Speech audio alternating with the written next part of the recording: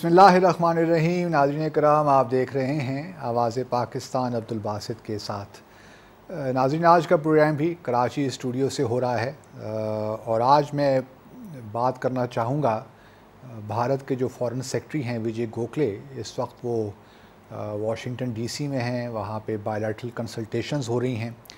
और उससे पहले कि मैं इस मौजू पे आऊँ और साथ आपके साथ कुछ बड़ी दिलचस्प बातें शेयर करूँ कि जब दो मुख्तलिफ़ हुकूमतें प्रेस रिलीज़ इशू करती हैं तो उनमें क्या क्या साफ़ नज़र आता है कि इख्तलाफात कहाँ पे है।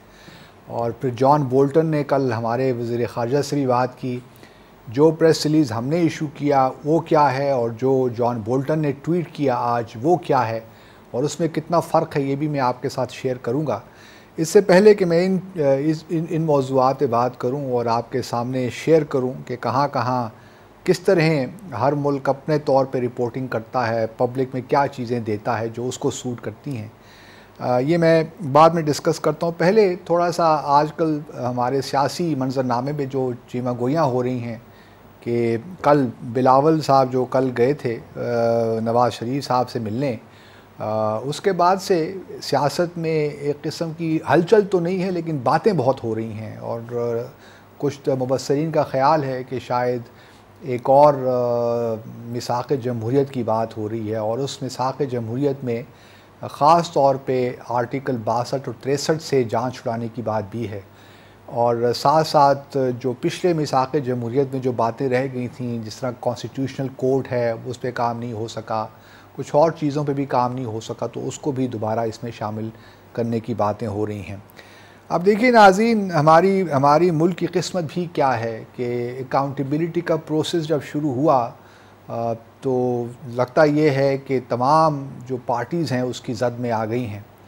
बल्कि हम आजकल देख रहे हैं, एक बड़ी वीडियो क्लिप वायरल हुई है आगा सिराज दुरानी साहब के हवाले से कि उनके घर में तो डॉलर्स और पाउंड स्टर्लिंग के अंबार लगे हुए हैं, तय तरतय छत तक पहुंची हुई हैं, इतना कैश उनके घर से निकला है।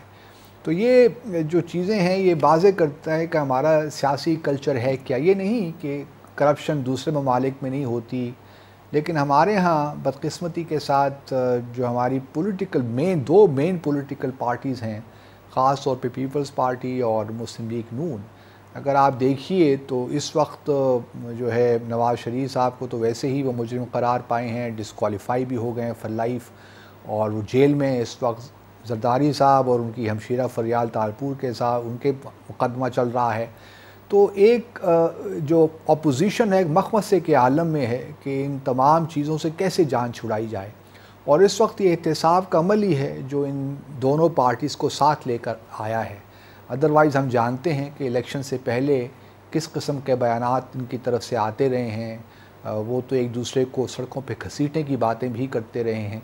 लेकिन आज हम देख रहे हैं कि जो सियासी जो रियलिटीज़ हैं, जो मौरूज़ी हालात हैं, किस तरह इनको आपस में इकट्ठा कर रहे हैं। तो ये हमारे सियासी जो सियासी हमारी हकीकत है वो यही है, क्योंकि हमारा सियासी मंजरनामा इस वक्त भी अगर आप देखिए तो वही लोग सियासत में हैं जो पिछले कई दहाइयों से हम उनकी सूरतें देख रहे हैं। बहुत कम लोग हैं जो नए हैं, जो इस मैदान में नौवारिद हैं, लेकिन उनकी तादाद बहुत कम है। आप और मुझ जैसे लोग सियासत में अगर आना भी चाहें, अगर हमारा कुछ इंक्लिनेशन भी हो सियासत का, हम कुछ थोड़ा बहुत सियासत जानते भी हों, पाकिस्तान के जो मसाइल हैं उनको भी जानते हों, लेकिन आप और मैं हम अफोर्ड ही नहीं कर सकते कि हम चलें। अफोर्ड का क्या मतलब है, हम तो सियासत में आ ही नहीं सकते, क्योंकि सियासत में आने का मतलब ये है कि आपके पास बहुत सा माल मौजूद हो जो आप पार्टी को भी दें, फिर आप इलेक्शन भी लड़ें, उनका टिकट भी हासिल करें और फिर आप जीतें भी। हर कोई जहांगीर तरीन नहीं होता, हर कोई अलीम ख़ान नहीं होता, हर कोई नवाज़ शरीफ नहीं होता, हर कोई शहबाज शरीफ नहीं होता, हर कोई जरदारी साहब नहीं होता, बिलावल जरदारी नहीं होता। तो हमारे यहाँ जब तक जो मिडिल क्लास है उन तबक़ों से निकल कर लोग नहीं आएंगे और सियासत में शामिल नहीं होंगे या उनके लिए मौक़े नहीं पैदा किए जाएंगे, आप यकीन जानिए हमारी सियासत की सूरत हाल ऐसी ही रहेगी। اور یہ بڑا ضروری ہے۔ ایم کیو ایم جب بنی تھی ایک زمانے میں تو وہ ایک مڈل کلاس بنیادی طور پہ آرگنائزیشن تھی، تو اس زمانے میں 80s میں بڑی امیدیں وابستہ تھیں اس آرگنائزیشن کے ساتھ کہ چلیے جی ایک لوور مڈل کلاس کے لوگ بھی سیاست میں آ سکتے ہیں، وہ بھی اسمبلیز میں جا کے بیٹھ سکتے ہیں اور ہمیں ریپرزینٹ کر سکتے ہیں۔ لیکن پھر بعد میں ہم نے دیکھا کہ وہ کس طرح بے راہ روی کا شکار ہوئے اور جو ان کی منزل تھی، جو راستے تھے، ان سے وہ ہٹ گئے، اور پھر آج ایم کیو ایم بھی تتر بتر ہو گئی۔ تو یہ بنیادی جو مسئلہ ہے ہماری سیاست کا یہی ہے کہ یہ سیاست پیسوں سے ہے، دولت سے ہے۔ اگر آپ کے پاس بے شمار پیسہ ہے تو پھر آپ سیاست کر سکتے ہیں، ورنہ آپ کی کامیابی کا کوئی امکان نہیں ہے۔ اسی طرح جو موروثی سیاست ہے اس نے بھی بہت یہاں ہمارے لیے پرابلمس کریٹ کیے ہوئے ہیں، اس سے بھی ہمارا جان چھڑانا بہت ضروری ہے۔ اور میں بار بار اپنے پہلے بھی پروگرامس میں کئی بار یہ کہہ چکا ہوں کہ اس کا آغاز پی ٹی آئی خود کیوں نہیں کرتی۔ پی ٹی آئی کو چاہیے کہ اپنے یہاں اندر الیکشنز کروائے، انتخابات کا جو انہوں نے کئی بار وعدہ بھی کیا ہے، لیکن وہ بھی پی ٹی آئی کو بھی جمہوری انداز سے نہیں چلا پائے۔ پی ٹی آئی میں بھی اس وقت بہت سے وہ چہرے نظر آتے ہیں جو کبھی دوسری پارٹی سے منسلک تھے، کیا شاہ محمود قریشی، کیا جہانگیر ترین، کیا فواد چودھری، یہ سارے نام ہمارے جانے پہچانے ہیں، اور ان کی جو کیبنٹ ہے اس میں تو زیادہ تر وہی لوگ ہیں جو مشرف صاحب کی کیبنٹ میں بھی موجود تھے۔ تو یہ ایک جو سلسلہ ہے یہ وہی پرانے لوگ ہیں جو بار بار ہمارے سامنے نئے چہرے بنا کر آ جاتے ہیں، اور ہم ان کو چاہے پہچانے میں غلطی کرتے ہیں یا ہمارے شاید کلچر یہ ہو گیا ہے کہ ہم سب برداشت کر لیتے ہیں۔ تو یہ ہمارا جو پولیٹیکل کلچر ہے ناظرین، اس کو بدلنے کی ضرورت ہے۔ اب کیا مسلم لیگ اور پیپلز پارٹی کے درمیان کوئی نیا میثاق جمہوریت ہونے جا رہا ہے؟ میں نہیں سمجھتا کہ یہ شاید پاسبل ہے۔ اس وقت نواز شریف صاحب کی جو سیاست ہے وہ ساری گھوم پھر کے ان کی ضمانت پہ آ جاتی ہے یا پھر ان کی جو رہائی ہے اس پہ آ جاتی ہے، اور ساتھ ساتھ انہوں نے ایک ایسی لیگسی چھوڑنی ہے جو ان کی بیٹی کے لیے سیاسی راستہ ہموار کرے، اور وہ چاہیں گے کہ جو ایون فیلڈ کا کیس ہے وہ اس سے جلد فیصلہ ہو تاکہ مریم جو ہے نواز وہ ایکوٹ ہو سکیں کسی طریقے سے، اور جو ان پہ ڈسکوالیفیکیشن لگی ہوئی ہے وہ خارج ہو جائے۔ تو یہ ساری سیاست اس وقت ہو رہی ہے۔ پیپلز پارٹی ہم جانتے ہیں سندھ تک محدود ہو کے رہ گئی ہے، وہ بس اب سندھ کو بچانے میں لگے ہوئے ہیں، چاہے وہاں کے حالات کیا بھی ہوں، لیکن سندھ ان کا مرکز ہے ان کی سیاست کا۔ تو یہ تمام اپنے اپنے مفاد کے لیے سیاست ہو رہی ہے ناظرین۔ ملک کا جو ہے، ریاست کے جو بھلائی ہے یا اس کا جو مستقبل ہے، میں نہیں سمجھتا کہ کوئی خاص اس پہ توجہ دی جا رہی ہے۔ دوسری طرف ہماری بحیثیت قوم بھی ذمہ داری بنتی ہے کہ ہم بھی جب ووٹ دینے جائیں تو ایسی پارٹیز کو ووٹ دیں جو واقعی اس کے ہمارے ووٹ کے قابل ہوں۔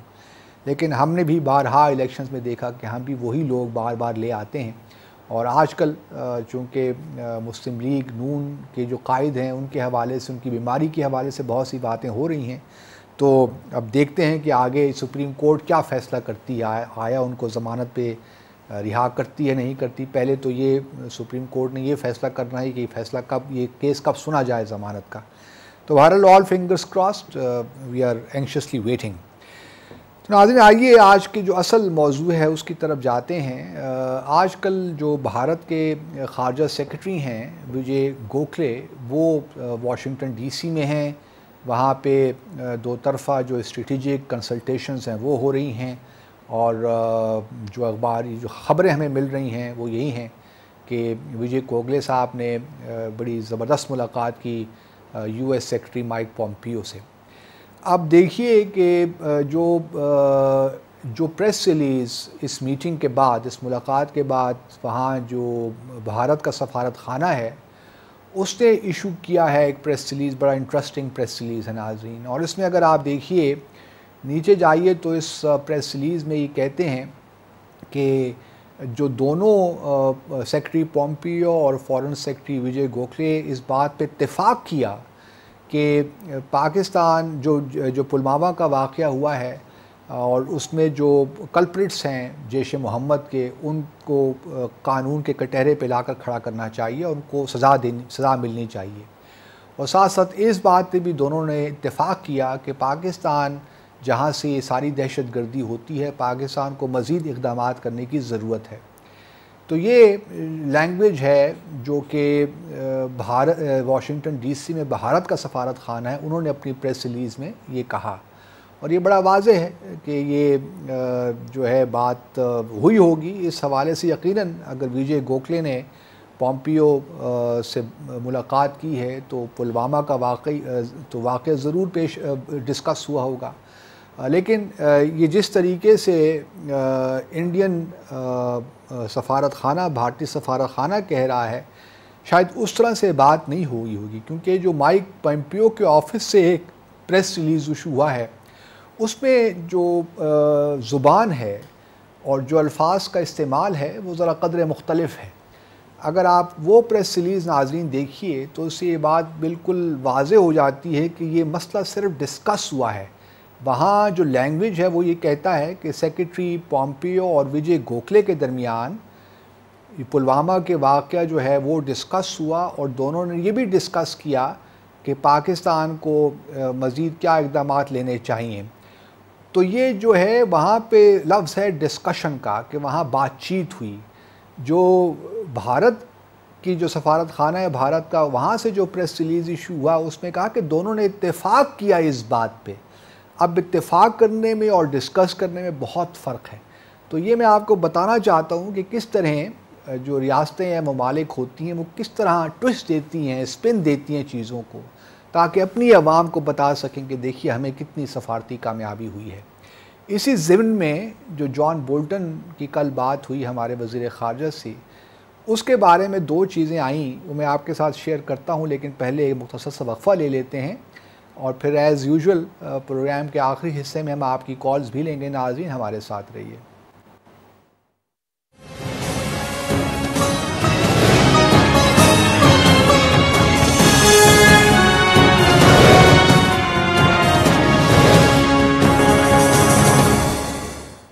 ناظرین دوبارہ خوش آمدید۔ کل ہمارے وزیر خارجہ نے امریکہ کے جو نیشنل سیکیورٹی ایڈوائزر ہیں جان بولٹن، ان کے ساتھ ٹیلی فون پہ بات کی، اور اس کے بعد ایک پریس ریلیز ہمارے دفتر خارجہ نے ایشو کیا، اور بڑا انٹرسٹنگ ہے ناظرین کہ اس میں ہمارے فارن منسٹر نے کیا کہا اور پھر جان بولٹن نے کیا کہا۔ بنیادی طور پہ یہ جو پریس ریلیز ایشو ہوا اس میں یہ کہا گیا ہے کہ جی ہمارے فارن منسٹر نے انفارم کیا جان بولٹن کو کہ کس طرح پاکستان نے کوششیں کیں اور بھارت کے ساتھ جو سچویشن خراب ہو سکتی تھی اس کو ڈیفیوز کیا، اور ہم نے بڑی کوششیں کیں، اور پھر آخر میں یہ بھی کہا گیا کہ جان بولٹن نے پاکستان کی جو ایفرٹس ہیں پیس کے لیے اس کو اپریشیٹ کیا، اور ساتھ میں یہ بھی کہا کہ پاکستان اور بھارت کے درمیان ڈائیلاگ کا سلسلہ شروع ہونا چاہیے تاکہ تمام جتنے بھی آؤٹ اسٹینڈنگ ایشوز ہیں وہ پرامن طریقے سے حل ہوں، اس کا حل ہو۔ اور ساتھ ساتھ پھر بولٹن صاحب نے پاکستان کی جو افغانستان کے کانٹیکس میں کوششیں ہو رہی ہیں ان کو بھی انہوں نے سراہا۔ تو یہ جو ہے ہمارا جو جسٹ ہے، جو ہمارا پریس ریلیز ہے اس کا جسٹ ہے۔ اب دوسری طرف آج جان بولٹن نے ایک بڑا مختصر سا ٹویٹ کیا ہے ناظرین، وہ بھی دیکھیے، وہ بات کر رہا ہے جو کہ ہمارے پریس ریلیز میں اس کا نام و نشان ہی نہیں ہے۔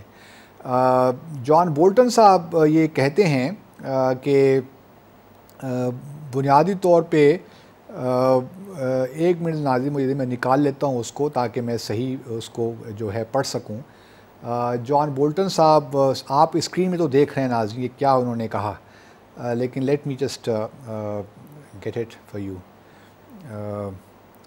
یہ ہے جان بولٹن۔ انہوں نے یہ کہا، جان بولٹن نے یہ کہا کہ I spoke with Pakistani FM ایم قریشی، کہ میں نے بات کی ہے پاکستان کے جو وزیر خارجہ ہیں قریشی صاحب سے، to encourage meaningful steps against JEM and other terrorist groups operating from Pakistan, کہ میں نے فارن منسٹر قریشی سے بات کی ہے کہ ان کو انکریج کروں کہ پاکستان نتیجہ خیز اسٹیپس لے، اقدامات کرے جیش محمد اور جو دہشت گرد پاکستان میں ہیں ان کے خلاف۔ اور فارن منسٹر جو ہیں انہوں نے مجھے اس بات کا یقین دلایا، the FM assured me that Pakistan would deal firmly with all terrorists and will continue its steps to de-escalate tensions with India. کہ پاکستان کے فارن منسٹر نے مجھے اس بات کا یقین دلایا کہ پاکستان آہنی ہاتھوں سے جو ہے وہ تمام دہشت گردوں سے ڈیل کرے گا اور پاکستان وہ اقدامات لیتا رہے گا تاکہ بھارت کے ساتھ جو کشیدگی ہے اس میں کمی آئے۔ اب جان بولٹن کا یہ ٹویٹ میں نے آپ کو پڑھ کے سنایا ناظرین، اور اس سے پہلے میں نے آپ کو اپنی وزارت خارجہ کا پریس ریلیز بھی بتایا۔ میں یہ قطعاً نہیں کہہ رہا کہ جو ہمارا پریس ریلیز ہے وہ ٹھیک نہیں ہے، یا جان بولٹن جو کہہ رہے ہیں یہ ٹھیک نہیں ہے، یا یہ ٹھیک ہے وہ غلط ہے، وہ صحیح ہے یہ غلط ہے۔ میں صرف آپ کو بتانے کی یہ کوشش کر رہا ہوں کہ جب دو حکومتیں ایک ہی چیز کو عوام کو مطلع کرتی ہیں تو کس طرح دیکھیے دونوں اپنے اپنے انداز سے چیزوں کو انٹرپریٹ کر کے اپنی اپنی عوام کے سامنے پیش کر دیتے ہیں۔ لیکن جو ٹویٹ ہے جان بولٹن کا، یہ میں سمجھتا ہوں کہ اس میں ایک اضافی جو ہے وہ کنسرن ہمیں ہونا چاہیے، کیونکہ یہاں پہ وہ ہمارے فارن منسٹر کو کوٹ کر کے یہ کہہ رہے ہیں کہ فارن منسٹر نے تو یہ کہا کہ ٹیررسٹ، کہ ہم جو ٹیررسٹ یہاں دہشت گرد پاکستان میں ہیں ہم ان کے ساتھ آئینی ہاتھوں سے ڈیل کریں گے۔ اب مجھے نہیں معلوم کہ فارن منسٹر نے اپنی گفتگو میں جو ان کی جان بولٹن کے ساتھ ہوئی آیا انہوں نے یہ لفظ استعمال کیا ٹیررسٹ کا کہ نہیں۔ اگر انہوں نے نہیں کیا تو پھر ان کو چاہیے کہ جان بولٹن کے آفس سے ہمارا سفارت خانہ جو واشنگٹن ڈی سی میں ہے وہ رابطہ قائم کرے، انہیں کہے کہ آپ نے یہ کس طرح کیا ہے، کیونکہ میں نہیں سمجھتا کہ ہمارے فارن منسٹر دہشت گرد کا لفظ استعمال کر سکتے ہیں کہ پاکستان میں دہشت گرد جو ہیں وہ بھارت میں جا کر مسائل کریٹ کرتے ہیں یا وہاں پہ کارروائیاں کرتے ہیں۔ اس قسم کی جو لینگویج ہے وہ یوزولی ہمارے فارن منسٹر کو پہلے تو کرنی نہیں چاہیے، اگر انہوں نے کی ہے تو مجھے حیرت ہے۔ تو یہ جو ہے بنیادی طور پہ دو مختلف ایک ہی ٹیلی فون کنورسیشن پہ ہمارے پاس دو مختلف جو ہیں پریس ریلیزز ہیں اور اس میں مختلف باتیں کی گئی ہیں۔ اب میں تو اپنی حکومت پہ یقین کرتا ہوں اور ہمیں کرنا بھی چاہیے، لیکن ساتھ ساتھ جو جان بولٹن نے کہا، اور یہ جان بولٹن ناظرین بہت ہی جو ہے پرو انڈیا، پرو اسرائیل، اینٹی مسلم، ان کا ہمیشہ سے یہ رویہ رہا ہے، یہ پہلے آج کی بات نہیں ہے، یہ نیو کونس میں شامل ہیں اور یہ ڈک چینی کے بڑے دوست ہیں جو ایک زمانے وائس پریزیڈنٹ ہوا کرتے تھے۔ تو ان کی باتوں میں جو تلخی ہے، پاکستان کے خلاف جو زہر ہے وہ تو اپنی جگہ ہے، لیکن اس وقت جو ہمارے فارن منسٹر کو کوٹ کر کے وہ یہ کہہ رہے ہیں یہ توجہ طلب بات ہے، اور میں امید کرتا ہوں کہ ہمارے وزیر خارجہ اور ہمارے جو سفارت خانہ ہے وہاں واشنگٹن ڈی سی میں وہ اس مسئلے کو اٹھائے گا، not necessarily in the public domain, لیکن کم از کم اپنے کنسرنس کا اظہار تو کر دیں کہ جو آپ نے ٹویٹ کیا ہے وہ کسی طرح بھی جو بات چیت ہوئی ہے فارن منسٹر اور نیشنل سیکیورٹی ایڈوائزر کے ساتھ وہ کسی طرح بھی یہ ٹویٹ اس کا اظہار نہیں کرتی جو کنورسیشن ہوئی ہے۔ بہرحال ہوتا ہے نہیں ہوتا آئی ڈو ناٹ نو، لیکن ساتھ ساتھ آج ایک جو ہے افغانستان کی جو نیشنل سیکیورٹی ایڈوائزر ہیں حمداللہ محب، ان کا بھی آج ایک بیان آیا ہے، وہی پاکستان کے خلاف زہر و گلاں کہ پاکستان جو ہے دہشت گردی کو پناہ دے رہا ہے، وہاں سے دہشت گرد افغانستان میں بھجوا رہا ہے۔ تو یہ تو ہم سمجھ سکتے ہیں اس وقت افغانستان کی جو حکومت ناظرین وہ اس وقت ایک جو ہے اپنے آپ کو ارریلیونٹ محسوس کر رہی ہے، کیونکہ اس وقت طالبان اور امریکہ کے درمیان جو گفت و شنید ہو رہی ہے، جو مذاکرات ہو رہے ہیں، اس میں افغانستان کو اپنے لیے کوئی رول کردار نظر نہیں آ رہا۔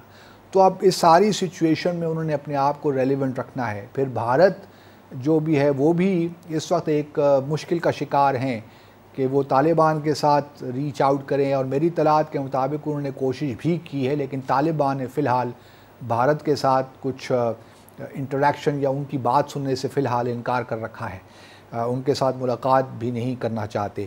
لیکن بھارت کے لیے اس وقت مشکل تو ہے، کیونکہ 2 سے 3 بلین ڈالر کی انویسٹمنٹ وہاں پہ انہوں نے کر رکھی ہے، اور ابھی ریسنٹلی چابہار پورٹ میں انہوں نے اس کو آپریشنل بھی کیا ہے ایک پارشلی، تاکہ جو افغانستان کے ساتھ جو تجارت ہو رہی ہے وہ چابہار پورٹ کے ذریعے ہو۔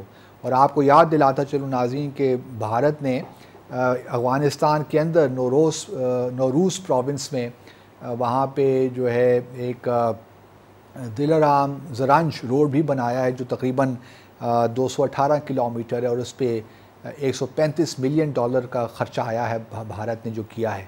تو وہ اب چاہتے یہی ہیں کہ بھارت اور ایران جو چابہار پورٹ ہے اس کے ذریعے افغانستان اور بھارت کے درمیان تجارت ہو، کیونکہ پاکستان کو بھارت ہمیشہ سے ریلیونٹ کرنے کے تئیں رہتا ہے. لیکن بہرحال ابھی بھی جو ہے جو ڈورنڈ لائن جو اس وقت ہمارا بارڈر ہے پاکستان اور افغانستان کے درمیان، وہی شارٹسٹ روٹ ہے. چاہے وہ سمندر ہو، کراچی کی پورٹ ہو، تو افغانستان اور پاکستان کے درمیان اگر تجارت ہوگی تو اس سے زیادہ بہتر روٹ ان کو نہیں مل سکتا. یا پھر اگر بھارت نے کرنی ہے تجارت افغانستان کے ساتھ تو وہ بھی جو واگا کے تھرو اوور لینڈ ایکسیس ہے افغانستان سے، اس سے بہتر روٹ نہیں مل سکتا. لیکن یہ باتیں اب ایسی ہیں جو کہ ابھی مستقبل میں کرنے والی ہیں، کیونکہ مستقبل قریب میں تو ہمیں نظر نہیں آتا کہ یہ تمام باتیں ممکن ہو سکتی ہیں. دوسری طرف ناظرین، آپ کل میں نے ذکر کیا تھا کہ کراچی میں ایک کانفرنس، انٹرنیشنل کانفرنس کا آج انعقاد ہوا Centre for Peace, Security and Developmental Issues پہ. اس میں آج ہم بھی شریک ہوئے اور بنیادی طور پہ کوئرسو ڈپلومسی پہ تھا ایک سیشن، اور بات ہو رہی تھی پاکستان بھارت کے درمیان کہ کس طرح بھارت کوئرسو ڈپلومسی کا استعمال کرتا ہے پاکستان کے خلاف. تو میں نے یہ وہاں پہ کنٹینٹ کیا کہ کیونکہ اس وقت پاکستان جو ہے ایک ہمارا ایک nuclear deterrence is in place. تو جب سے یہ ہوا ہے نیوکلیر ڈیٹرنس، اس کے بعد بھارت کے لیے جو کائنیٹک آپشنز ہیں وہ ختم ہو گئے ہیں. اس لیے بھارت نے اب جو ہے ڈپلومیٹک اوفینسو لانچ کیا پاکستان کے خلاف. آج نہیں، بڑے سالوں سے ہو رہا ہے کہ پاکستان کو آئسولیٹ کر دیا جائے اس خطے میں.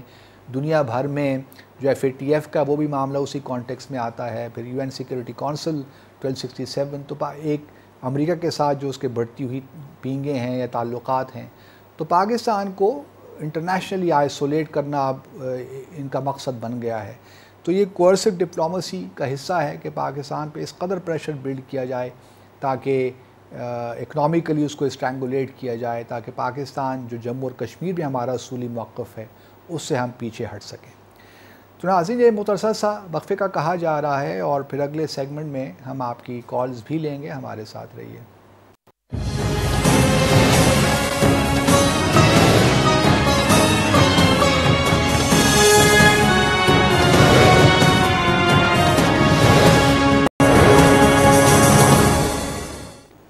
ناظرین، دوبارہ خوش آمدید. ہمارے ساتھ ایک کالر ہیں. ہیلو ہیلو ہیلو ہیلو جی، کوئی ساتھ لائن پہ ہیں کہ نہیں؟ Hello hello. اچھا، کال شاید لائن ڈراپ ہو گئی ہے. ناظرین، ابھی کل جو ایک ہمیں بھارت سے ایک اور خبر ملی کہ سمجھوتا جو ایکسپریس بلاسٹ ہوا تھا 18 فروری 2007 کو، اس کا فیصلہ محفوظ کر دیا گیا ہے. وہ اس بنا پہ کہ شاید 14 مارچ کو اب سنایا جائے، لیکن ایک پٹیشن ہے، ایک پاکستانی خاتون شہری ہیں بقول بھارتی میڈیا کے، کہ ان کی اپیل ہے کہ بھئی ابھی تک تو آپ نے جو وٹنسز ہیں پاکستان سے جن کا اکاؤنٹ ضروری تھا، وہ وٹنسز نے اپنا بیان ہی نہیں دیا، تو اس لیے ٹرائل مکمل نہیں ہے. آپ کو یاد ہوگا کہ اس بلاسٹ میں ناظرین جو پانی پت میں ہوا ہریانہ میں، اس میں 68 لوگ ہلاک ہوئے تھے، جس میں 42 پاکستانی تھے، اور اس میں ایک شخص سوامی اسیم آنند جو ہے. ایک اور کالر ہے ہمارے ساتھ. ہیلو جی، وعلیکم السلام. وعلیکم السلام. کون صاحب؟ تجمل بات کر رہا ہوں، نیلم اٹھام. جی تجمل صاحب، کیا کہنا چاہتے ہیں؟ تو میں محترم یہ کہنا چاہتا ہوں، یہ جو مقبوضہ کشمیر میں انڈیا اتنا ظلم کر رہا ہے اور 1 لاکھ سے زیادہ کشمیریوں کو دفن کر چکا ہے، تو ابھی وہ 40 لوگوں پہ اتنا ڈرامہ کر رہا ہے، اتنا دنیا کو شور مچا رہا ہے، تو اس کے لیے میرے خیال میں ہمارے ملک پاکستان کی کچھ اچھی پالیسی ہونی چاہیے تاکہ وہ 1 لاکھ لوگوں کو اجاگر کر سکے پوری دنیا میں کہ اتنا ظلم کر رہا ہے اور لگاتار کر رہا ہے کشمیر. بالکل ٹھیک آپ کہہ رہے ہیں تجمل صاحب، تھینک یو ویری مچ. اس وقت بھی پلوامہ کے بعد بھی جو ہم اپنے پروگراموں بھی تجزیہ پیش کرتے رہے ہیں، ساری دنیا کا جو فوکس تھا وہ یہ تھا کہ سچویشن بڑھے نہیں، کشیدگی اس میں مزید اضافہ نہ ہو، کہیں خدا نہ خواستہ نیوکلیئر وار نہ ہو جائے. تو ساری جو کوششیں تھیں وہ اس بات پہ تھیں کہ سچویشن کو ڈی ایسکلیٹ کیا جائے. کسی بھی ملک نے جموں اور کشمیر میں، مقبوضہ جموں اور کشمیر میں جو اس وقت حالات ہیں یا جو اقوام متحدہ کی قراردادیں ہیں ان کی بات نہیں کی. وہاں پہ کسی نے کشمیر کی بات ہی نہیں کی. صرف ایک ملک ہے، وہ ہے ترکی. سو کہ سعودی عرب اور یو اے ای نے بھی کشمیر کا ذکر نہیں کیا. ایک اور کالر ہے ہمارے ساتھ، کون صاحب؟ اشتیاق خان نام ہے. جی اشتیاق صاحب، کیا کہنا چاہتے ہیں؟ میں یہ کہنا چاہ رہا ہوں کہ کلبھوشن جو ہے وہ سرونگ نیوی پرسن کا پکڑا گیا، اور دوسرا اس نے بتایا کہ پاکستان میں اس نے دہشت گردی مچائی ہوئی، یہ ثبوت کے ساتھ ہے. اور دوسرا جو ہے وہ پرائم منسٹر نریندر مودی نے اپنی ایک تقریر میں سب کے سامنے یہ اقرار کیا تھا کہ سکوت ڈھاکہ میں ان کی فوج نے جو ہے نا عملی کردار ادا کیا. دہشت گردی یہ ملک ہے، اس سیناریوں کو کیوں نہیں یہ لوگ دکھاتے؟ بس بہت ٹھیک کہہ رہے ہیں اشتیاق صاحب، میں آپ کی بات سے اتفاق کرتا ہوں. اور ابھی صرف یہ نہیں بلکہ کلبھوشن جادے، پھر جو ان کے نیشنل سیکیورٹی ایڈوائزر ہیں اجیت دوول، ان کی ایک بڑی مشہور زمانہ ان کی ایک تقریر ہے 26 یا 25 فروری 2014 کی، جس میں وہ اوفینسو ڈیفینسو ڈاکٹرن کا حوالہ دے رہے ہیں کہ کس طرح پاکستان کو اندر سے غیر مستحکم کریں گے. تو ہمارے پاس تو بہت سی چیزیں ہیں، لیکن کلبھوشن جادے آپ نے کتنی بار سنا پچھلے دنوں اپنی حکومت سے اس بارے میں. تو ہمارا جو ہے فوکس نہیں رہ پاتا. ہم ساری جو پچھلے کچھ جب سے پی ٹی آئی کی حکومت آئی ہے اور اس سے پہلے بھی ہمارا فوکس صرف اور صرف ڈائیلاگ کی طرف رہتا ہے کہ ڈائیلاگ شروع ہو جائے. وہ ڈائیلاگ کسی منطقی انجام تک پہنچتا ہے، کوئی نتائج اس سے نکلتے ہیں کہ نہیں نکلتے. ہمارا سارا زور ہوتا ہے کہ کسی طریقے سے ڈائیلاگ شروع ہو جائے. ایک اور کالر ہے ہمارے ساتھ، کون صاحب؟ ہیلو، السلام علیکم سر. جی وعلیکم السلام. کون صاحب؟ میں کریم عباس سے بات کر رہا ہوں لاہور سے. کیسے ہیں صاحب؟ جی اللہ کا بڑا کرم، فرمائیے کیا کہنا چاہتے ہیں؟ اچھا، وہ ہم لوگ اکثر انڈیا کے بارے میں بات کرتے رہتے ہیں، اس کے خلاف وہ واقعی ہمارا دشمن ہے. اچھا، اس میں ہم لوگ نا پھر اس کی پروڈکٹ کو ہم یوز کرتے ہیں، اس کی شیمپو ہیں، اس کے ڈیٹول سوپ ہے، تو اس کی یہ چیزیں ہم لوگ ختم کیوں نہیں کرتے؟ پہلے اس نے اپنے ایکٹر سال بھجواتا تھا ہماری یارڈ میں، اب کیا کہہ رہا ہے وہ ہمارے یا ایکٹر لے رہا ہے، لیکن پروڈکٹ ان کی ہے. اب اس کے دو طریقے ہیں. اب اس کو دیکھیں، اس کو دیکھنے کے دو طریقے ہیں. ایک تو ہم عوام پوری قوم یہ ایک فیصلہ کر لے کہ جی آج سے ہم نے بھارت کی جو اشیاء ہیں ان کو استعمال نہیں کرنا. یہ فیصلہ عوام نے کرنا ہے، لیکن میں نہیں سمجھتا کہ عوام اس معاملے میں کسی ایک پیش پہ ہو سکتے ہیں.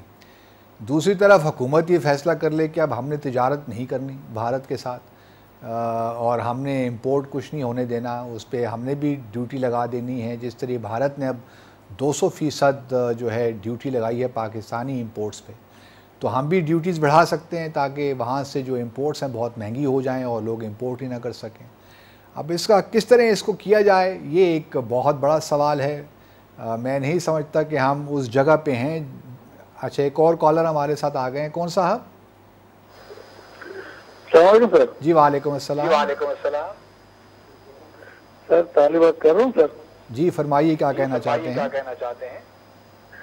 سر تو اس بارے میں یہ کہوں گا کہ سب سے زیادہ ڈفرینس جو ہے ہمارے اور انڈیا کے میڈیا میں ہے.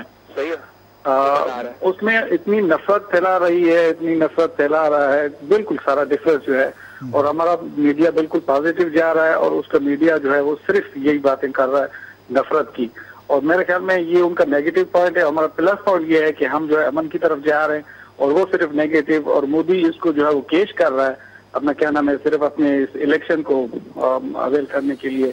اور اس میں یہ ہمارا پازیٹیو پوائنٹ، اور میں یہی سجیشن دوں گا کہ ہمارا پازیٹیو میڈیا جس طرح جا رہا ہے آگے بھی اسی طرح چلنا چاہیے، اور ہم انشاءاللہ کامیاب جائیں گے۔ بالکل آپ ٹھیک کہہ رہے ہیں، ہم تو پازیٹیولی ہی چیزوں کو دیکھتے ہیں اور دیکھنا بھی چاہیے، اور یہ امید رکھنی چاہیے کہ پاکستان اور بھارت کے درمیان تعلقات نارمل ہوں گے۔ لیکن محترم صرف اتنی گزارش کرنا چاہتا ہوں کہ یہ تعلقات اصولوں کی بنیاد جو ہے ان پہ کمپرومائز کر کے نہیں ہونے چاہیے۔ میں خود بھی بذات خود بھی چاہتا ہوں کہ ہمارے بھارت کے ساتھ تعلقات ہوں، لیکن اس کی قیمت جموں اور کشمیر کے لوگ نہیں ہو سکتے۔ اگر بھارت یہ چاہتا ہے کہ پاکستان ہمیشہ کے لیے جموں اور کشمیر کے تنازع کو بھول جائے اور پھر دوستی کا ہاتھ بڑھائے بھارت کی طرف، تو میں سمجھتا ہوں کہ یہ ممکن نہیں ہے اور ایسا ہونا بھی نہیں چاہیے۔ تو ہم سب اچھے تعلقات چاہتے ہیں بھارت کے ساتھ، لیکن بھارت پچھلے 72 سالوں سے جموں اور کشمیر کا جو تنازع ہے اس کو حل نہیں کرنا چاہتا، ہم پہ کورسو ڈپلومیسی کا اطلاق کرتا ہے، ہم پہ پریشر بلڈ کرتا ہے تاکہ ہم جموں اور کشمیر کا جو معاملہ ہے اس سے پیچھے ہٹ جائیں۔ اب فیصلہ پاکستانیوں نے ہی کرنا ہے اور کشمیریوں نے کرنا ہے کہ ہم کیا چاہتے ہیں۔ اگر پاکستان یہ فیصلہ کر لیتا ہے کہ ٹھیک ہے جی ہم آئندہ سے جموں اور کشمیر کی بات نہیں کریں گے، تو پھر تو کوئی تنازع بھارت اور پاکستان کے درمیان رہ نہیں جاتا، باقی مسائل تو پھر خود بخود حل ہو ہی جائیں گے، چاہے وہ سیاچن بھی ہو، سر کریک بھی ہو، یہ پھر چونکہ جڑے ہوئے ہیں جموں اور کشمیر کے تنازع کے ساتھ۔ تو بنیادی جو تنازع ہے اس پہ ہم نے فیصلہ کرنا ہے کہ ہم کیا کرنا چاہتے ہیں۔ تو ہمیں پازیٹیو بھی رہنا ہے، مثبت انداز سے ہی سوچنا ہے، لیکن ساتھ ساتھ جو ہمارے اصولی موقف ہے اس پہ بھی ہم نے ڈٹے رہنا ہے، کھڑے رہنا ہے۔ یہی میں سمجھتا ہوں کہ اور ہمیں پھر اپنی ڈپلومیسی کو تھوڑا ایکٹیو کرنا ہے تاکہ ہم دنیا کو بتا سکیں کہ کیا کیا مظالم مقبوضہ جموں اور کشمیر میں ہو سکیں، اور یہی انٹرنیشنل پریشر بھارت نے بلڈ ہو تاکہ وہ تنازع کو حل کرنے کی طرف آئے۔ آج کے پروگرام کا وقت ختم ہوا ناظرین، کل انشاءاللہ آپ سے اسلام آباد میں ملاقات ہوگی، اپنا خیال رکھیے، اللہ حافظ، پاکستان زندہ باد۔